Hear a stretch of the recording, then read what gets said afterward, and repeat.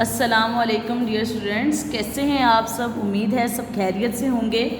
अच्छा बच्चे, हमारे पास हमें पता है कि हमने लास्टली चैप्टर नंबर 12 स्टार्ट किया हुआ था, ठीक है, जो हमारा कंप्लीट हो चुका है। आज हमने न्यू चैप्टर स्टार्ट करना है जी, चैप्टर नंबर 4, ठीक है, जिसका नाम है जी स्टाइक्योमेट्री। अच्छा, मैं आपके स्टार्ट करने से पहले स्टूडेंट्स बता दूं कि जो हमारे पास इस वर्ड को ना 2 से 3 तरह से प्रोनाउंस किया जाता था। कोई इसको स्टाइचियोमेट्री बोलता है, कोई इसको स्टाइक्योमेट्री बोलता है, ठीक है। लेकिन आज के बाद आपने इसकी असल वाली जो प्रोनाउंसिएशन है वो है जी स्टाइक्योमेट्री, क्योंकि ये बात हमें इस बात से कंफर्म हुई है, ये बात हमारी बुक वालों ने भी कंफर्म की है। जो स्टाइक्योमेट्री वर्ड है ये बेसिकली ग्रीक वर्ड से ड्राइव किया गया है। किससे ड्राइव किया गया है? ग्रीक वर्ड से, और ये 2 वर्ड्स का कॉम्बिनेशन है, ठीक है, स्टाइक्योन और दूसरा बच्चे हमारे पास आ जाता है जी मेट्रोन। एक है स्टाइक्योन और दूसरा क्या है जी मेट्रोन। ये 2 वर्ड से ड्राइव किया गया है, 2 वर्ड्स का कॉम्बिनेशन है। स्टाइक्योन का स्टूडेंट्स मतलब होता है जी एलिमेंट। क्या मतलब होता है जी? एलिमेंट्स। और मेट्रोन का मतलब होता है जी मेजर करना। हमें इसके नाम से ही इसकी कुछ हद तक डिफाइन पता चल चुकी है, जिसका क्या मतलब है? The study of element, measurement of elements is called stoichiometry. चलें जी, अब हम इसकी आप कह लें कि प्रॉपर डिफ़ाइन करें, तो पहले हम डिफ़ाइन लिख लेते हैं, उसके बाद मैं आपको डिफ़ाइन को समझाती हूँ। ये देखें, हमने डिफ़ाइन लिख ली है। चलें इस डिफ़ाइन को पहले हम पढ़ लेते हैं और उसके बाद हम इसको एक प्रॉपर एग्जाम्पल के साथ अंडरस्टैंड करेंगे। डिफ़ाइन क्या कहती है? The branch of chemistry. Stoichiometry क्या है? Branch of chemistry which deal, जो हमारे पास डील करती है किसके साथ? With the relationship between amount of reactants and product by using balance chemical equation. क्या ये डिफ़ाइन हमें बता रही है? ये कहती है जी कि ये केमिस्ट्री की ऐसी ब्रांच है जो रिलेशनशिप को डील करेगी किसके दरमियान? रिएक्टेंट के दरमियान और प्रोडक्ट के दरमियान। लेकिन शर्त क्या है कि हमारे पास बैलेंस केमिकल इक्वेशन होनी चाहिए। अच्छा बच्चे, आज मैं आपको ये भी चीज़ बता देती हूँ कि केमिकल इक्वेशन और बैलेंस केमिकल इक्वेशन में क्या फ़र्क होता है, और उसके बाद हम इस डिफ़ाइन को भी उस इक्वेशन के थ्रू अच्छे तरीके से समझ लेते हैं। चले देखिए बच्चे, हमारे पास यहाँ पर मैं एक इक्वेशन मेंशन कर रही हूँ, ठीक है, जहाँ पर मैं कहती हूँ बहुत ही कॉमन एग्जांपल हम ले लेते हैं वाटर फॉर्मेशन की। यहाँ पे H2 का रिएक्शन होता है जी O2 के साथ। किसके साथ रिएक्शन होगा? H2 का O2 के साथ, और वो मिलकर क्या बना देता है जी? वाटर बना देता है, H2O। अब देखिए, ये जो इक्वेशन है ना, जिसमें हाइड्रोजन ने ऑक्सीजन के साथ रिएक्शन किया और वाटर बना दिया, ये एक केमिकल इक्वेशन है, लेकिन ये बैलेंस केमिकल इक्वेशन नहीं है। आप बैलेंस का मतलब क्या समझते हैं? जहाँ पे दोनों तरफ जो चीज़ें हैं वो बराबर हों। यहाँ पर देखिए, हाइड्रोजन की अमाउंट कितनी है? 2, और ऑक्सीजन की अमाउंट कितनी है? 2। लेकिन यहाँ पर जो वाटर बना, यहाँ पे हाइड्रोजन की अमाउंट कितनी है? 2। हाइड्रोजन तो बैलेंस हो गए, लेकिन ऑक्सीजन यहाँ पर 1 और यहाँ पे कितना है? 2। तो अगर मैं इसको 2 के साथ मल्टीप्लाई कर दूँ तो यहाँ पर ऑक्सीजन 2 हो गए, लेकिन अब यहाँ पर हाइड्रोजन की अमाउंट इंक्रीज़ हो गई ना, 2 to the 4। तो फिर इसके साथ हम क्या लगा देंगे? 2। अब देखें, यहाँ पर भी हाइड्रोजन 4 है, यहाँ पर भी 4 है, यहाँ पे ऑक्सीजन 2 है, यहाँ पर भी 2, यानी कि दोनों तरफ क्या आ गया? बैलेंस आ गया। तो इस इक्वेशन को हम कहेंगे बैलेंस केमिकल इक्वेशन का नाम देंगे। किसका नाम देंगे? बैलेंस केमिकल इक्वेशन का नाम देंगे। ये फ़र्क होता है जी केमिकल इक्वेशन और बैलेंस केमिकल इक्वेशन में। अब इसी एग्जांपल से हमने ये दोबारा अच्छी तरह डिफ़ाइन समझनी है। कहते हैं जी, देखिए बच्चे, ये हमारे पास जो है ना, जो रिएक्ट कर रहे हैं आपस में, इन्हें कहते हैं रिएक्टेंट्स। किसका नाम दिया जाता है? रिएक्टेंट्स का। और जब ये आपस में मिलकर एक नई चीज़ बना देते हैं, उसे हम नाम देते हैं प्रोडक्ट्स का। किसका नाम देते हैं जी? प्रोडक्ट्स का। अब यहाँ पर देखें, हम क्या करेंगे?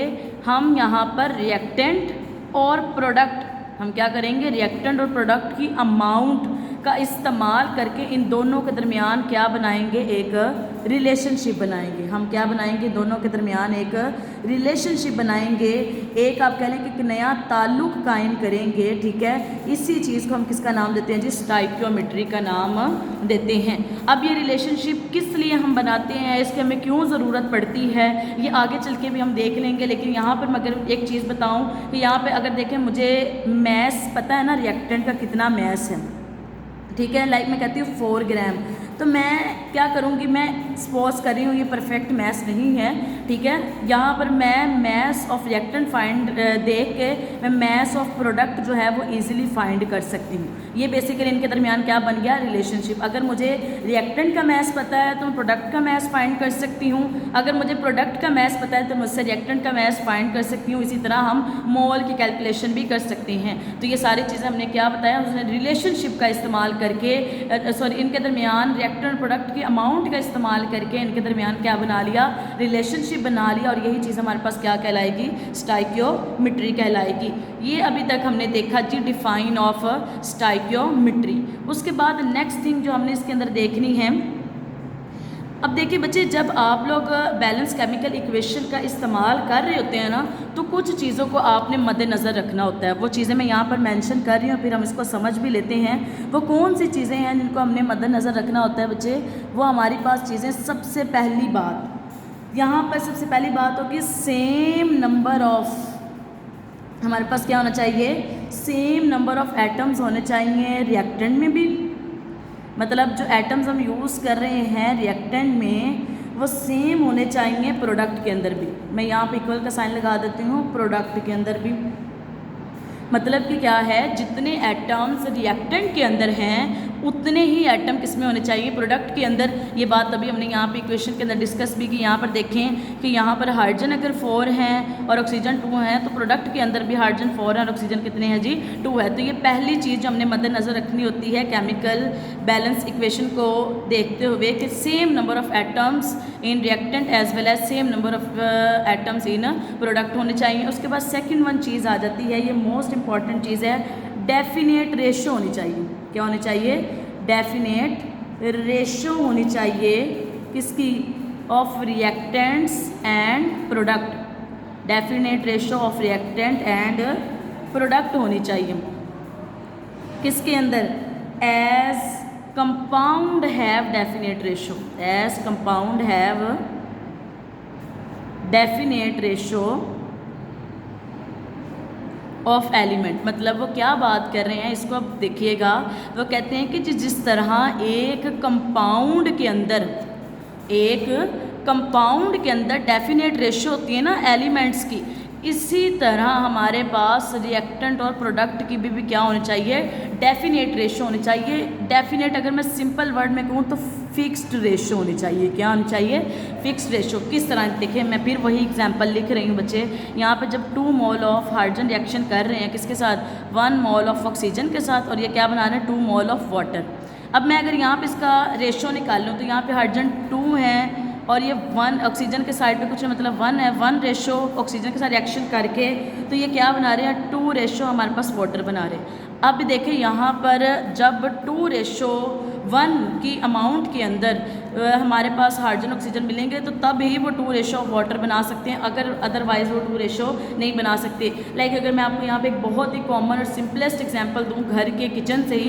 देखिए बच्चे, जब आप कुछ बनाने लगते हैं, ठीक है, तो हमें क्या होता है कि अगर हम बिरयानी बनाने लगे हैं तो इतनी अमाउंट के अंदर हमें क्या चाहिए, मिर्च चाहिए, इतने अमाउंट के अंदर हमें सॉल्ट चाहिए, मतलब डिफरेंट जो थिंग्स उसके अंदर ऐड होती हैं। अगर हमने उसको हल्का सा भी ऊपर नीचे कर दिया तो हमारा ओवरऑल जो आप कह लें कि हम जो चीज़ बनाना चाह रहे हैं लाइक बिरयानी, तो वो ख़राब हो जाएगी। इसी तरह बेटा केमिस्ट्री के अंदर भी अगर आप 2 मोल ऑफ वाटर बनाना चाह रहे हो तो वहाँ पे आपको fix amount of 2 mole hydrogen और 1 मोल ऑक्सीजन लेनी पड़ेगी।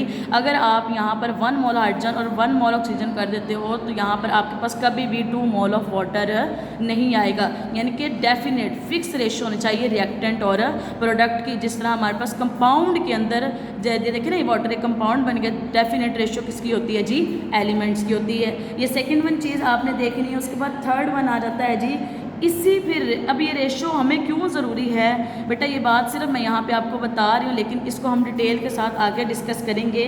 इसी रेशो का हम इस्तेमाल करेंगे किसके लिए, कैलकुलेट करने के लिए डिफरेंट थिंग्स को।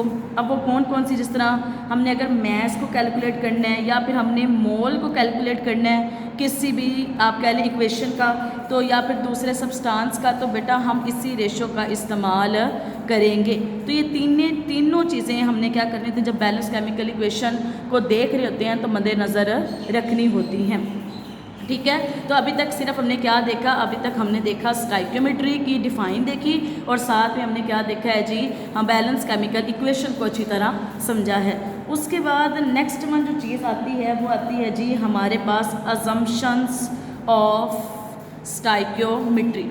ठीक है, अब ये जो बच्चे अजम्पशंस हैं इसको हम इंशाल्लाह नेक्स्ट डिस्कस करेंगे। आज के लिए हमारा सिर्फ इंट्रोडक्शन ही काफ़ी है, आप इसको अच्छी तरह समझ लें और इंशाल्लाह हमारे पास जो इसके अजम्पशंस हैं उनसे रिलेटेड जो चीज़ें हैं वो हम नेक्स्ट डिस्कस करेंगे और इस टॉपिक को हम कंप्लीट कर देंगे।